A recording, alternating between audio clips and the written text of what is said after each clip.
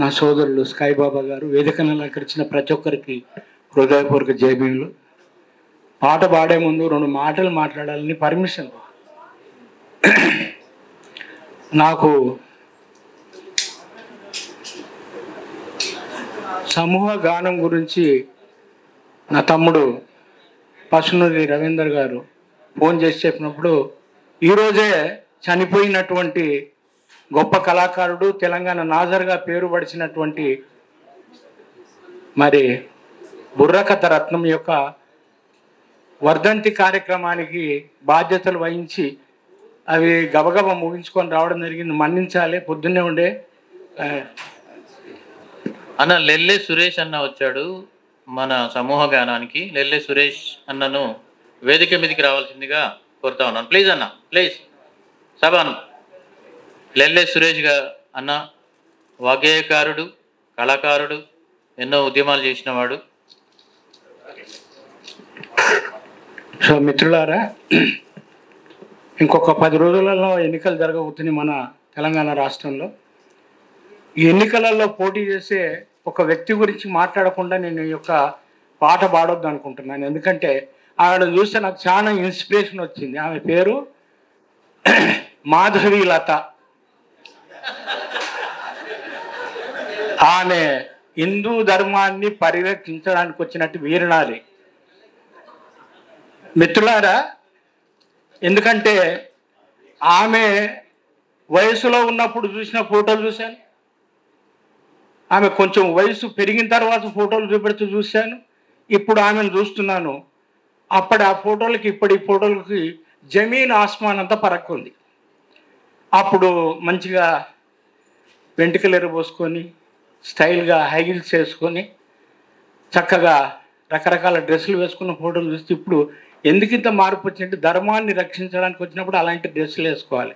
ఏదో ఒక డ్రెస్ వేసుకోవాలి. గాంధీ తాతలుగా బుడ్డగోషాన్ని పెట్టుకోవాలి, వివేకానందులాగా కాషాయమన్న కట్టుకోవాలి. ఏదన్నా ఒక డ్రెస్ వేసుకుంటే ఇక్కడ గుర్తుపడతారు. నాకు మఫ్లర్ లాగా అనమాట. మిత్రులారా, ఆమె ఏమంటుందంటే, అమ్మా నువ్వు అప్పుడు అట్లున్నావు, ఇప్పుడు ఇట్లా ఎందుకున్నావు అంటే, ఆడదన్నదే నాడు స్వతంత్రము కారాదని, బాల్యమున తల్లిదండ్రి, యవ్వనాన భర్త, వృద్ధాప్యమున బిడ్డలపై ఆధారపడి బ్రతకాలని మూర్ఖముగా శాసించినట్టు అనవద్దు మనం ఇప్పుడు. ఎందుకంటే సనాతన ధర్మం ఏమంటున్నంటే, అది నా వయసులో ఉన్నప్పుడు అట్లా వేసుకున్నాను. మా అమ్మ నాన్న నాకు ఆ పర్మిషన్ ఇచ్చినప్పుడు నేను భర్తతో ఉంటున్నాను. వయసులో ఉన్నప్పుడు చిన్నపిల్లలప్పుడు తల్లిదండ్రుల మీద ఆధారపడ్డాను మా ధర్మశాస్త్రం ప్రకారం. మరి సనాతన ధర్మంలో మొగడు చచ్చిపోతే భార్యని ప్రాణంతో కూర్చొని కట్టాలలో కూర్చోబెట్టి కాలబెట్టమన్నది.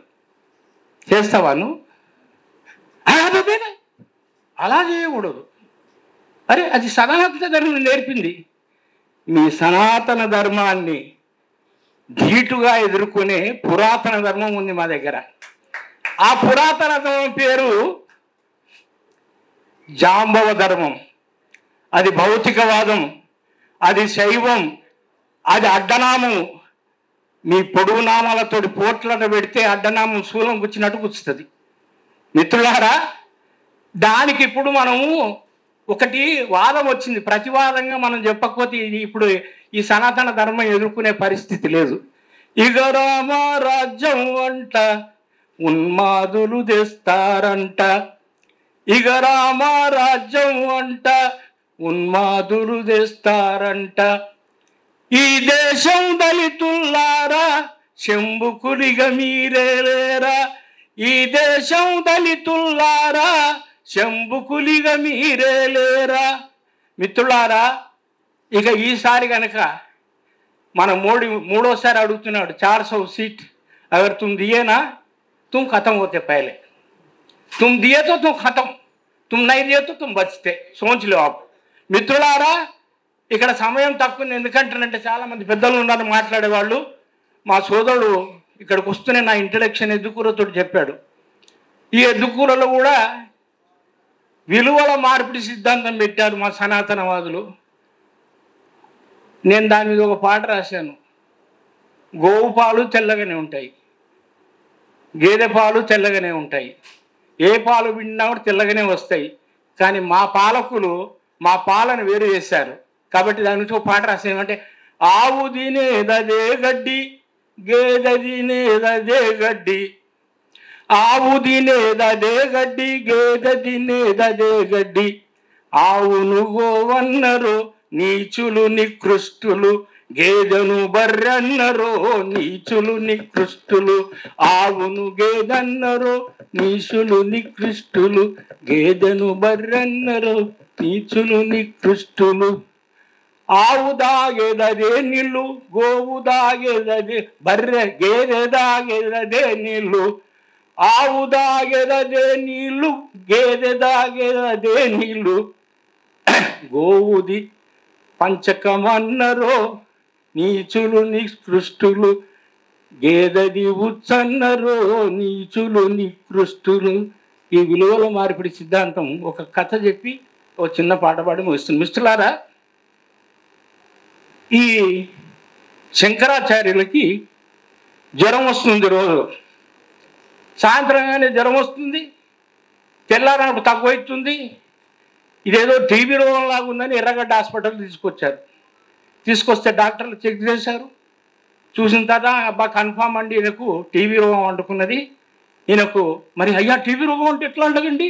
ఏం లేదండి, మీ వాడు 3 నెలలు సెప్ట్రాన్ ఇంజెక్షన్ తీసుకుంటూ ఒక సప్ప గుడ్డు మాంసం, ఒక గుడ్డు, ఒక గ్లాసుడు పాలు తాగితే బతుకుతాడు, లేకుంటే కిడింగ్ అంటానంటే, అయ్యో ఎలాగండి, మేము సద్బ్రాహ్మణులు గిద్బ్రాహ్మణులు మేము తినకూడదండి అంటున్నాను. చేశారంటే ఎట్లా దీనికి పరిష్కారం అని చెప్పి 4 గోడల మధ్యలో మీటింగ్ పెట్టుకున్నారు. పెట్టుకుని ఏమిటండి అన్యాయం, ఆ డాక్టర్ దిగితే అలా చెప్పాడు, నా కొడుకు ఏం లేదు అరే పిచ్చిన కొడుక, నువ్వు నోరు మూసుకో, గతంలో గుడ్డు మాంసం తిన్నది మనమేరా విధమనాయాలా, ఆ గుడ్డుడు ముండా కొడుకు వచ్చి మనల్ని కట్టెలు చేశాడు కాబట్టి గుడ్డు మాంసం అని మానేశాము. అయ్యా వాడు ఇంకొక ఆల్టర్నేటివ్ కూడా చెప్పాడు, గుడ్డు తినమన్నాడు, గ్లాసుడు పాలు తాగమన్నాడు, అవి 2 ఉన్నాయి కదా, గుడ్డుతోటి మేనేజ్ చేద్దామన్నారు. అయితే వరి పిచ్చినా కొడుక, గుడ్డు కూడా మనం నాన్ వెజిటేరియన్. పిచ్చినా కొడుకు నువ్వురా, ఇప్పుడు మనకు అవసరం ఉంది, రేపు నుండి గుడ్డు కూడా వెజిటేరియన్ అని మనం ప్రకటన చేద్దాం అంటే తెల్లారే గుడ్డు కూడా అందరు తినవచ్చును, ఇది వెజిటేరియన్ అని వాళ్ళకి అవసరం కాబట్టి విలువలు మార్చిపడేశారు. అట్లనే ఈ దేశంలో, ఈ దేశ మూలవాసులం మేము, ఇక్కడే పుట్టి ఇక్కడే పెరిగినటువంటి ఈ దేశ భూమి పుత్రము, ఎక్కడికెళ్ళో బతకడానికి వచ్చిన కొడుకులారా, మీరు ఈ దేశంలో మమ్మల్ని కర్మధర్మ సిద్ధాంతాలతోటి కులాలు అంటగట్టి మాకు ఈ దుర్మార్గ స్థితిలోకి తెచ్చారు. మా మోడీ గారిని నేను ఎందుకంటే మెచ్చుకుంటాను, చాలా గొప్ప నాయకుడు, అన్నీ ఒక్కటి చేస్తున్నాడు. ఒకే దేశం, ఒకే రాజ్యాంగం, ఒకే ఎన్నికలు, ఒకే జిఎస్టి. ఈ ఎన్నికల లోపటిని ఆయనకు మేము ప్రకటన చేశాం, నువ్వు ఒకటే కులం పెడితేనేమో నిజమైన నాయకుడు, వేరే కులాలన్నింటిని ఒక్కటి చేయకుండా పోతే మోసకార్యమని ప్రకటన చేస్తాం. అయ్యా ఇంతవరకు చేయలేదు, మరి కనీసం మా తెలంగాణ ఎలక్షన్లు చేస్తే మా ఓట్లు నీకు పడతాయి. అన్నీ ఒకటి చేస్తాడు, కులం ఒక్కటే పెట్టు, ఐదర్ బ్రాహ్మణ్ ఆర్ బంగి. బ్రాహ్మణ్ అంటే బ్రాహ్మణుడి పేరు బాగా తెలుసు, బంగి అంటే పాకి పని చేస్తాడు. ఈ 2 కులాలు పెట్టు. నువ్వు నిజమైనటువంటి దేశభక్తులు అయితే ఈ దేశంలో ఒకే కులం ఉండాలి మిత్రులారా, అప్పుడు నిజమైనటువంటి దేశభక్తుడు, అప్పుడు ఈ దేశాన్ని ప్రేమించే నాయకుడు మన మోడీని మనం గమనిస్తాం.